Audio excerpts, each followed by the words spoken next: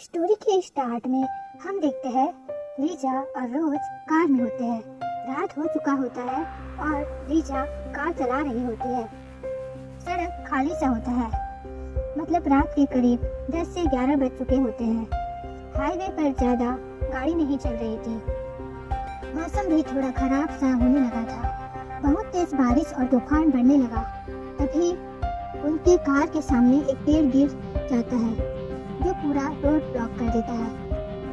ये देखकर रोज बोलती है, ओह माय गॉड, अब हम क्या करेंगे? बारिश और तूफान और बढ़ता जा रहा है। लीजा बोलती है, शांत हो जाओ, चिंता मत करो, मुझे एक शॉर्टकट पता है, हम वहां से जाएंगे। ये सुनकर रोज और ज्यादा शौक हो जाती है और बोलती है, क्या क्या तुम पागल हो? वो शॉर्टकट वहां से कोई नहीं जाता। लोग बोलते हैं वो रास्ता भूतिया है। लीजा को रोज की बातों से कोई फर्क नहीं पड़ता। वो गाड़ी उस रास्ते की ओर ले जाने लगती है और वो बिना किसी डर के बोलती है, मुझ पे यकीन करो, वहाँ कुछ नहीं है। मैं वहाँ पहले भी एक बार जा चुकी हूँ। बस थोड़ी दूर और हम उस शॉर्टकट में पहुँच जाएंगे। थोड़ी देर बाद उनकी कार उस शॉर्टकट वाले रास्ते पर पहुँच जाती है। वो एक डरावने जंगल से होकर गुजरता था। ये सब देखकर रोज का मन घबराने लगता है। वो बोलती है, लीजा, मुझे यहाँ कुछ ठीक नहीं लग रहा है, हमें आगे नहीं जाना चाहिए, वापस चलते हैं, चलो। लीजा फिर थोड़े मजाकिया तरीके से बोलती है, ओह गॉड प्लीज रोज, तुम भी इन सभी अंधविश्वास बातों पर बिलीव करती हो? What nonsense, haunted and all, can you please calm down? ये सब सुनकर रोज चुप हो जाती है। वो आगे कुछ नहीं बोलती। कुछ दूर आगे जाने के बाद उनकी कार एक जगह रुक जाती है। लीजा फ्रस्ट्रेशन में बोलती है, व्हाट द हेल, इंजन बंद हो गया है। No no, come on, start. लेकिन बहुत कोशिश के बाद भी कार स्टार्ट नहीं होता। अब लीजा भी टेंशन में आने लगती है। कार स्टार्ट नहीं हो रहा है, सिर्फ इंजन नहीं बल्कि लाइट्स तक ऑन नहीं हो रहे हैं। कार बिल्कुल अजीब तरह से बिहेव करने लगा। कार डिस्प्ले यूनिट भी अजीब तरह से डिस्प्ले दिखाने लगा जिसमें लिखा था बैकवर्ड। लीजा घबरा गई। वो सोच रही थी ये सब क्या हो रहा है। तभी कार की विंडो से रोज को खटखटाने की आवाज आती है। रोज को ऐसा लगता है जैसे उसने विंडो के बाहर किसी का हाथ देखा है। दूसरी ओर लीजा को आवाज सुनाई देने लगती है। वो बड़बड़ाने लगती है, वे मुझे बुला रहे हैं, मेरा नाम ले रहे हैं, वो हमेशा से मेरे साथ हैं। पर रोज खुद इतना ज्यादा घबराई हुई थी कि वो लीजा की बातों पर ध्यान नहीं देती। रोज की नजर कार के विंडो के बाहर थी। वो बोलती है, लीजा उधर देखो, वहाँ कोई तो है जो हमें देख रहा है।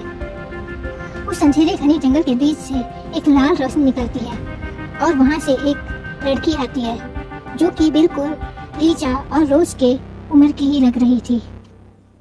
लीजा और रोज दोनों उसे कार के अंदर से देखने लगते हैं। उन्हें जंगल के बीच एक अजनबी लड़की को देखकर बहुत अजीब सी फीलिंग आ रही थी। लीजा और रोज को वो किसी जादूगरनी या भूत की तरह लग रही थी। वो दोनों कार से बाहर आते हैं।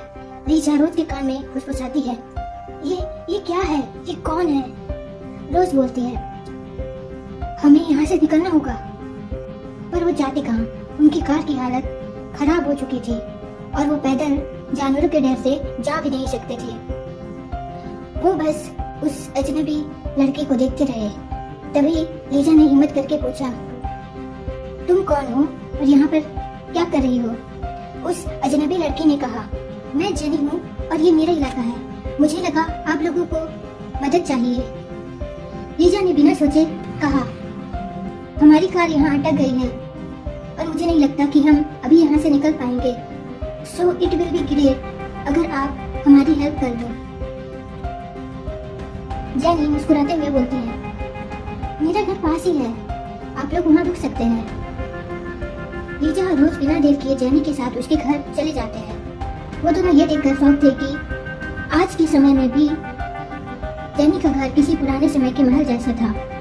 ये सब देखकर रोज बोलती है, ये जगह तो अद्भुत है। लीजा भी हैरान होकर बोलती है, ऐसी जगह तो मैंने फिल्मों में ही देखी है। तभी जेनी बोलती है, मेरे घर में आपका स्वागत है।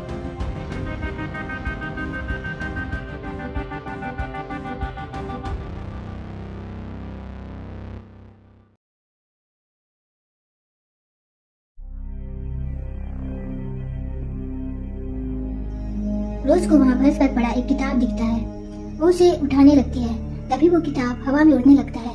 रोज चौंक जाती है। उसे समझ नहीं आ रहा था कि ये क्या हो रहा है। लीजा भी शॉक होकर बोलती है,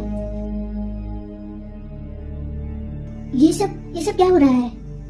तभी अचानक रोज को कुछ सिपाही आकर पकड़ लेते हैं। जेनी इविल स्माइल के साथ बोलती है, रोज तुम्हारी आदत है दूसरे की चीजों को छूना, इसलिए तुम मेरी लीजा के साथ हो।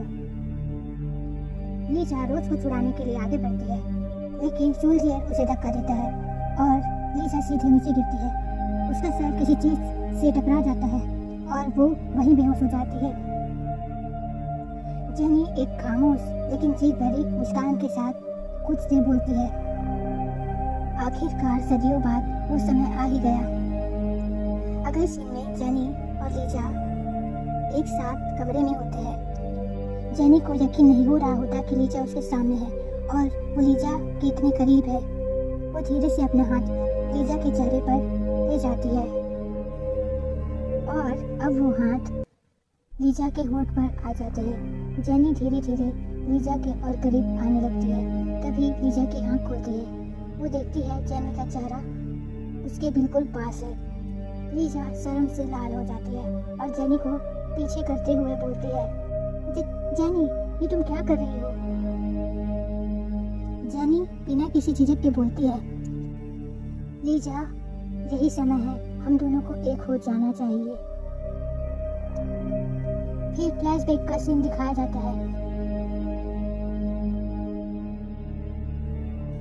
जेनी राजकुमारी के कपड़ों में होती है और लीजा अपने बिस्तर पर बैठी होती है थकी हुई और उसके चेहरे पर कुछ चोट के निशान होते हैं। जेनी चिंता करते हुए उसके करीब आकर बोलती है, तुम हर बार इतना खतरा क्यों लेती हो। तुम्हें पता है मुझे तुम्हारी कितनी चिंता होती है। जब भी तुम युद्ध पर जाती हो मैं बहुत घबरा जाती हूँ। लीजा शांत होकर बोलती है, यही मेरा काम है प्रिंसेस।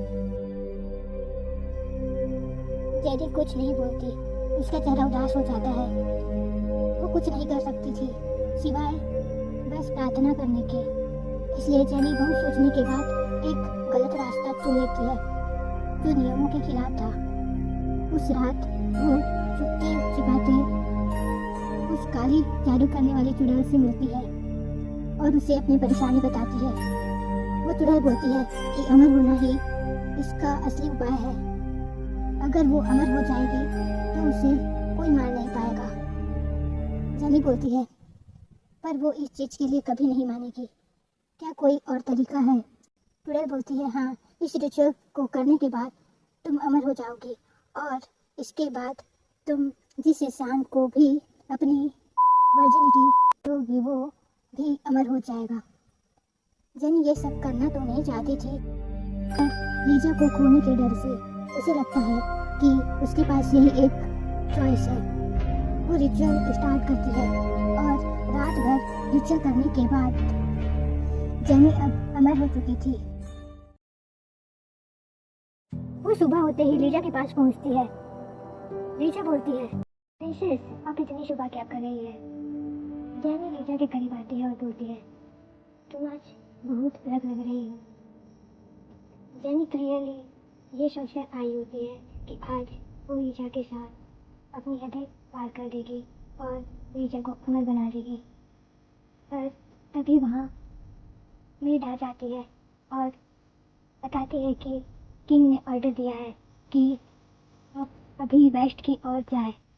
और फिर लीजा सब कुछ छोड़कर वहाँ से चली जाती है।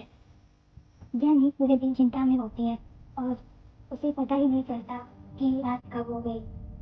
वो बस प्रार्थना करती है कि लीजा सेफ हो। वो सोचती है कि जब लीजा वापस आएगी तो वो उसे अमर बना देगी।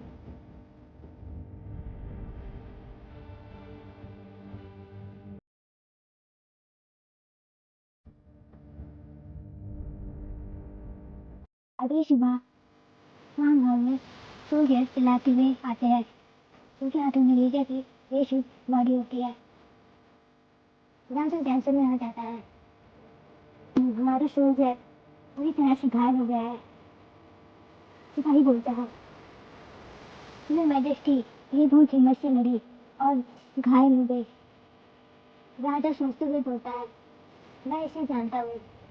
मुझे याद आया इस सोल्जर का नाम लीजा है और वो मेरी बेटी की करीबी दोस्त है।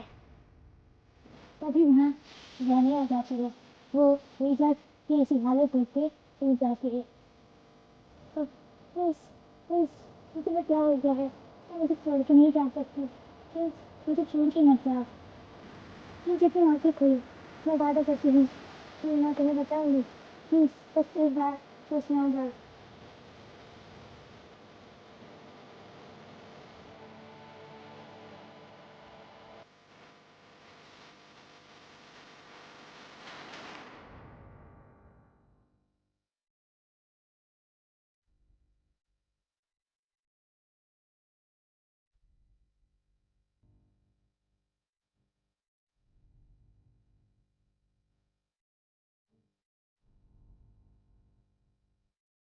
अब सीन वापस प्रेजेंट में आता है, जब लीजा जेनी की सारी बातें सुन रही थी, पर उसका दिल इन बातों पर यकीन नहीं कर रहा था।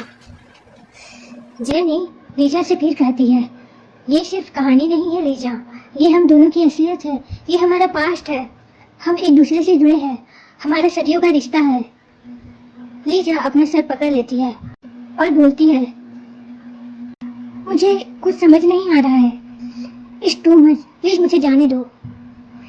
लीजा के मुंह से ऐसी बात सुन के जेनी का चेहरा उदास हो जाता है।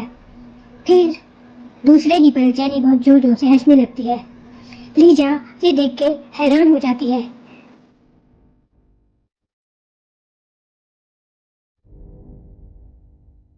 जेनी, तुम्हें क्या हुआ?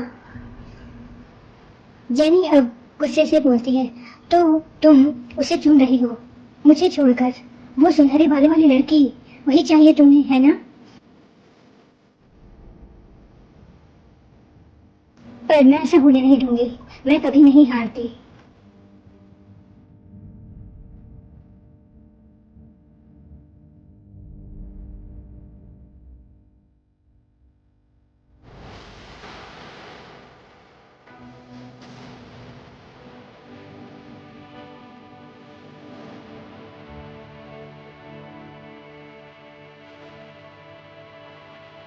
लीजा घबराते हुए कमरे से बाहर की ओर भागती है। मुझे जाने दो प्लीज। जेनी वहाँ रूम पे आराम से बैठे हुए हंसते हुए मुझसे बोलती है, तुम बस भाग सकती हो लीजा, लेकिन मुझसे नहीं बच सकती। उधर लीजा रोज को ढूंढते हुए महल में इधर उधर भाग रही थी और वो महल के बेसमेंट में पहुंच जाती है। वो देखती है कि रोज वहाँ कैद है। लीजा रोज के पास आती है, उसे धीरे से आवाज देती है। फिर वो रोज को आजाद करने के लिए वहाँ सोफे से गिर जाती है और इसी तरह चाबी ले लेती है। लीजा ने फैसला कर लिया था कि वो रोज के बिना नहीं जाएगी। वो रोज के पास जाकर उसे आजाद करती है और उसे सिर फील कराने की कोशिश करती है। फिर वो दोनों साथ में भागने लगते हैं।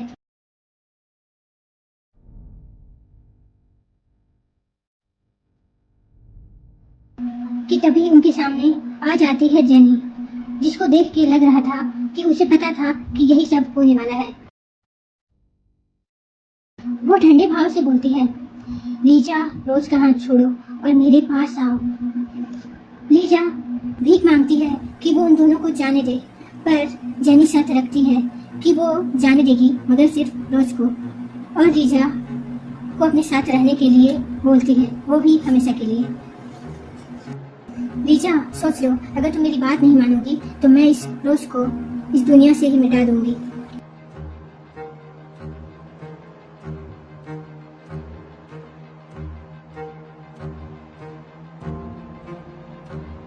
लीजा रोज की चिंता करते हुए जेनी की बात मानने में ही भलाई समझती है और रोज का हाथ छोड़कर जेनी की ओर जाने लगती है। जेनी स्माइल करती है। That's right, लीजा, मेरे पास आओ। और जैसे ही जेनी को लगता है कि लीजा उसका हाथ थामेगी, रोज लीजा को रोक लेती है। वो गुस्से से बोलती है, लीजा तुम्हारी बात नहीं मानेगी, वो वही करेगी जिससे उसे खुशी मिलती है। रोज लीजा को हौसला देने की कोशिश करती है। दूसरी ओर जेनी अब और भी कोल्ड जवाब देती है। तुम्हें लगता है कि तुम्हारी बातों से लीजा का फैसला बदल जाएगा? How pathetic. रोज लीजा को उनके प्यार में भरोसा करने को बोलती है।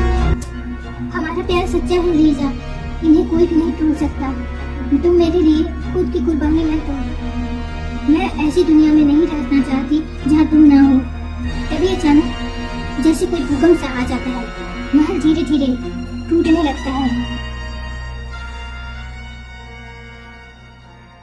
लीजा और रोज समझ नहीं पा रहे थे कि अचानक से ये क्या हो रहा है।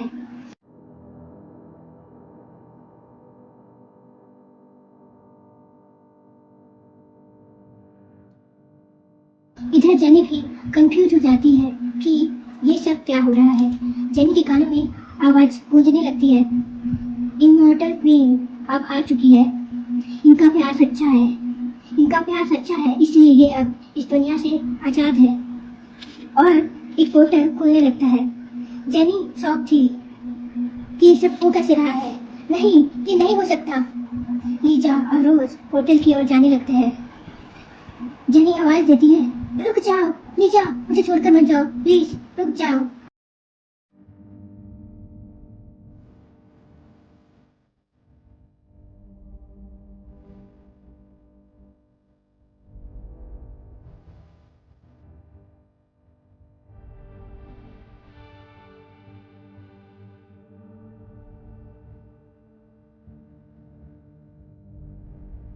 लीजा और रोज होटल में चली जाती है। अगले ही पल दोनों ही वहाँ होते हैं जहाँ इन सब की शुरुआत हुई थी। वो दोनों गहरी सांस लेते हैं। Finally we are back. वो दोनों वापस कार के अंदर बैठते हैं। लीजा रोज को भरोसा दिलाती है कि अब वे सेफ है।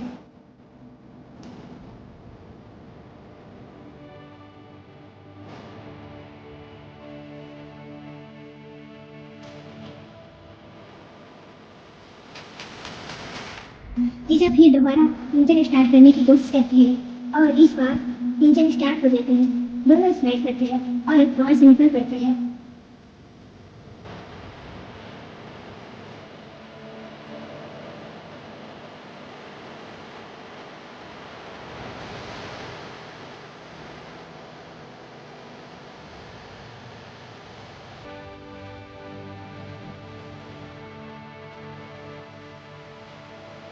हुआ, उनकी बातों पर कोई यकीन नहीं करने वाला था। ये किसी डरावने सपने की तरह था। पर वो दोनों खुशी खुशी वहाँ से निकलकर आगे बढ़ते हैं।